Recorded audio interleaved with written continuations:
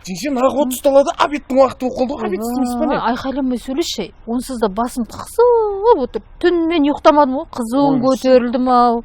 Сіз воспаление хитристі ғой шын? Жоқ. Қанбайтын адамға айтсаңызшы. Осы жол хитрист емес, шын мен воспаление бар ғой. Жаман қызуым көтеріліп. Мына жерлер жұтқызбайды, мына ауырып түнде. Ой, ренжімейші, жеңше, мен әшін айттым. Онда ауырып отырсаңыз, отыра беріңіз. Мен қазір аянатты аламын да, ағама звондай сап, лағманханаға барып тамақ жей береміз біз сонда. Ойбай, ақшаларың бар ма оған? Иә, кеше апам пенсиясын салып жіберді ғой, қалада бәрің жұмыссызсыңдар ғой деп. Ойбай, онда мен де барам, тоқтай тұрмын. Қойыңыз, ауырып отырсыз ғой, отыра беріңіз. Жоқ, жақсы болып қалдым. Ойбай, белім бет бүйрек. Ас болсын, ас болсын.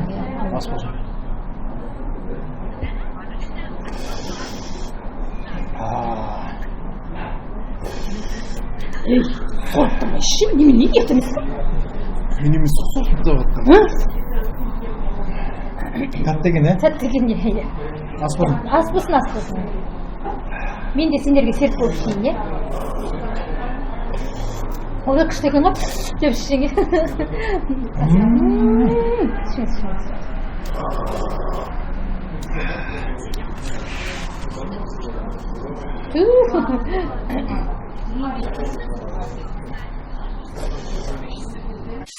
Жеңше қызысыз ба, нағы үйттіңіз, ят болды ғой? Ят болған ештеңе жоқ, тоқтайтын түрі жоқ қой, іші батыр. Шөтті төлейтін сен ба, мен ба? Жүр. Сіз поварсыз ғой, иә? Бізге бір қонда тамақты бүйтіп істеңіздерші. Тәттіні бір ғой, тәтті қылмай, бірақ болады қонда бір тәтті қылып ше. Шекер салмай істеп берейін ма сіздерге? Мен шекер салмаса тәтті болмайды ғой. Тәтті болу керек, бірақ тәтті болмау керек та. Содан кейін қамыр жаясыздар ғой, соны жұқа жаймаңыздар, тезіліп қалады. Кішкене қалыңдау жайыңыз да, кішкене басын бүйтіп жіберіңіз. Сосын картошканы бар ғой, түрткіштеп тұрыңыз, әдемілеп. Сәбізді бүйтіп қиғаштап тұрыңыз да.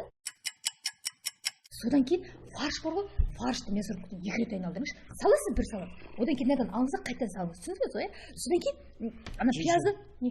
Өйтіп түсіндіргенше барып өзіңіз істейсаңызшы. Жүріңіз, уже бітіріп қойдыңыз ғой. Жүріңіз ба? Туй, жеңжемде бір тамақ қырғын жасайтын адам болса, мына кісілердің миын ашып жатыр ғой. Күшті істесе, осы асқазан емдетуге келмейтін едік қой біз. Жеңше, мен оқымаймын, мектепте оқып шаршап кеткенмін ғой мен. Көрсейші бірінші, көр. Киносын көріп қоймын ғой мына Гауһартастың мен. Кино бір бөлек, кітап бір бөлек. Адамдан кітап оқу керек қой. Не мынау? Көрдің бе, оқысаң сөйтіп ақша табасың. Қойыңызшы. Мынау да менікі ме? Енді ортасына шейін оқып тасташы кітапты. Мынау да менікі ме? Бітірші кітапты көр.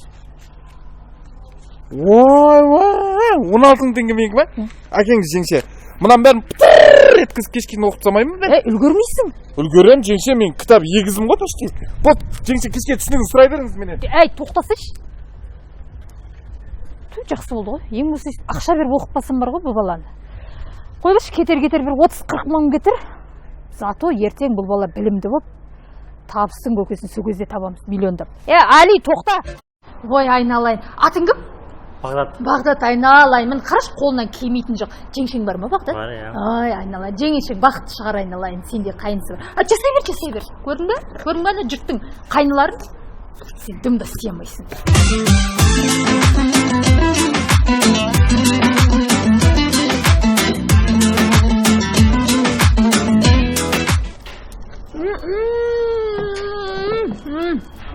Мынауың наннан жұмсақ қой, айналайын. Не істеп істеп қой, жеңше. Ойбайдыма, менің дастарханым ғой, не істедің? Алиса кім істеді? Не бопты? Красота любит жертва. Бір дастарханға болып. Красота любит жертва дейді ғой. Жеңше, не болды? Көңіл күйіңіз жоқ қой. Бір нәрсе уайымдап тұрсыз ба? Толқын келе жатыр дейді, соны уайымдап тұрмын. Ой, оны уайымдамаңыз, елдің бәрі уайымдап жатыр. Ол өмір деген сондай ғой. Жамандықтың артында бір жақсылық тұрады. Уайымдамаңыз, продуктын үйіп алып қоямыз, бәрі дайын ғой жүр. Сонымен күресуге дайындалып жүр ғой бәрі. Мысалы, өмірдің өзі бар ғой, ақ пен қарадан тұрады. Мысалы, зебраның өзі ақ пен қара, байқайсыз ба? Точно, не айтып жатсың? Мен толқынды айтып жатырмын, толқын келе жатыр екінші балына.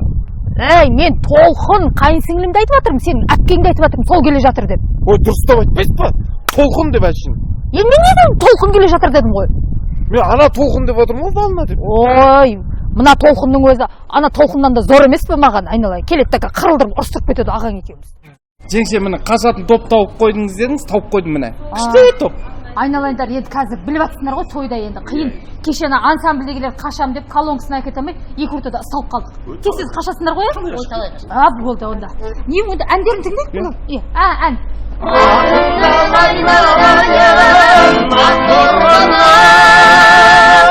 Стоп. Ақ-торғын деген ән ұнамайды маған. Баяда торғын деген онша емес көршім барды ғой. Керек емес маған. Бұл ағалардың тойы ғой? Аға.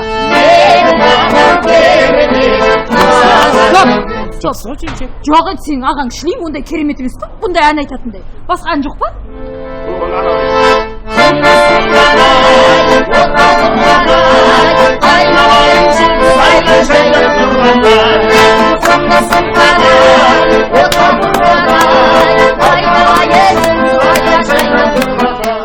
Әдемі қылып инстаграмға түсіріңізші. Күшті. Кән түсірдіңіз ә? Ой, немене қарым шығып кеткен ғой мына жерде мен. Ай, енді өзіңнің қарның ғой, тарп тұрса бүйтіп, мен қайдан білейін оны. Тарп тұрса, қазір түсірем қайтты. Тарп тұрсы ма?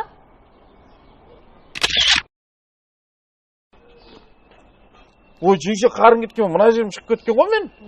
Қалай салам, ұят емес пе? Жоқ, саған не үшін керек бұл? Инстаграмға абаға қойған ғой. Әдемі болып па? Онда былай істе. Тұршы мына жерге. Ағаштың артында тұр. Тұр өзің. Басың сәл ғана шығар. Тоқтай тұр. Басың шығар. Шығар. Өзің артына тығылсайын. Ағаштың артына тығылсайын. О, әдемі. Мынау қалай? Осы ғой. Жеңше, жақсы онда мен кеттім. Сен қайда шықтың? Алмас ағам үйленіп жатыр ғой, соған кетіп баратырмын. Қайсы Алмас? Ана ауылдағы Алмас. Ай, оның деген 5 бала шағасы бар емес пе үйленгеніңіз? Иә, соны мен де айттым ғой, сіз үйленіп қойған жоқсыз ба? 5 бала шағаңыз бар емес па десем айтады. Бірінші келіншегімді әкем әперген анау бала күнінде дейді. Енді 40-қа келдім, жігіт болдым. Өзім де бір әйел алайын деп алып жатырмын дейді ғой. Миллионда жақсында. Айтпақшы жеңше. Сізді кім әперді? Көкем әперді ме или ағам өзі алды ма? Мен көкемді вообще танымайтын едім ғой. Ағаң, по-моему, өзі ал... Кетші бәрі! Қайғайдан айтқан адам нерсі етір, кеді бәрі! Қызықпа деймін, кім алды деп. Негізі, өзі алды ғой, жұмыс істеп ақшаны жинадым деп айтып еді ғой. Ту, мынау да бір қайғайдан айтпадым, сәресін алып кетті ғой. Не болды, бұртиып, тыныштық па? Ағаң отырған жерде бұртиып, сен отырсын, тыныштық па, не болды, айтсайшы? Қойшы, білмейтін адам қысы ғой. Кеше қандай күн болды ал? Кеше Аянаттың туған күні болды, тым жақсы тойладық. Бірдеңе деп қойдым ба? Жоқ, ештеңеден жақсы. Болса Аянаттың туған күні болмаса қандай күн кеше? Жұма? Енді бір нәрсе жазып жібермейсіз ба хотя бы? Жоқ дегенде бермесеңіз де жазып жібермейсіз ба? Жұма мүбәрәк болсын деп не жазу керек енді? Ой, бүгін қандай күн? Қандай күн, суббота? Жоқ, число қандай күн? 8-і. Кеше қандай күн болды? Болды. Есіме жақсы салдың бар ғой. Ертең 9-ы ғой. Ана соғысқа қатысқан ата-бабаларымызға Құран оқытуымыз керек бар. Молдан шақырыпшы. Дұрыс есіме салдың бар ғой. Өмір сыйлық аламай өтетін шығармыз. Молдан шақырайын, хотя сол кісі алатын шығар 7 май емес.